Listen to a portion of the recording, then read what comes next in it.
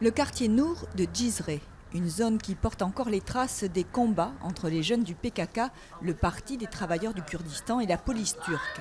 En septembre, les jeunes partisans du PKK se sont soulevés. Ils ont dressé des barricades, creusé des tranchées, dans un but, empêcher les forces de l'ordre d'y pénétrer. Après 9 jours de couvre-feu et de blocus imposés par l'État turc, Cizre est devenu le symbole d'une nouvelle forme de guérilla urbaine. C'est pour nous protéger nous-mêmes, les jeunes, et protéger notre quartier, car la République de Turquie vient nous attaquer dans nos maisons. Elle nous arrête, nous torture. C'est pour cela qu'on n'a pas eu le choix.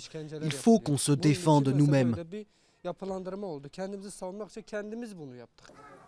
Les combats entre les forces turques et les rebelles du PKK ont repris en juillet dernier, après une trêve de 2 ans. C'est l'attentat suicide de Suruç, attribué à l'État islamique, qui a mis le feu aux poudres, le PKK accusant le pouvoir turc de soutenir les djihadistes. Pendant les combats, la maison d'Abdulaziz était aux premières loges. Pas de blessés parmi les 18 personnes de sa famille, mais des dégâts importants et une grosse frayeur. Les tirs sont venus de là, ça fait comme ça.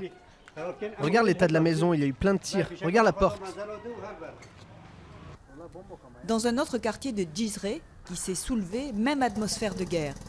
La famille Edine, elle, a perdu 2 de ses membres.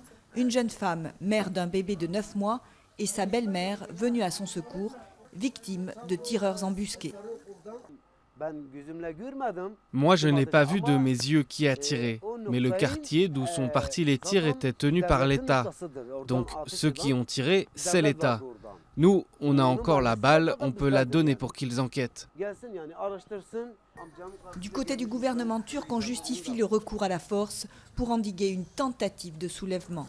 Après 9 jours de couvre-feu et de combats acharnés, le bilan est lourd, la mort de 21 civils et des conditions de scrutin difficiles dans ces quartiers à quelques jours des élections législatives du 1er novembre.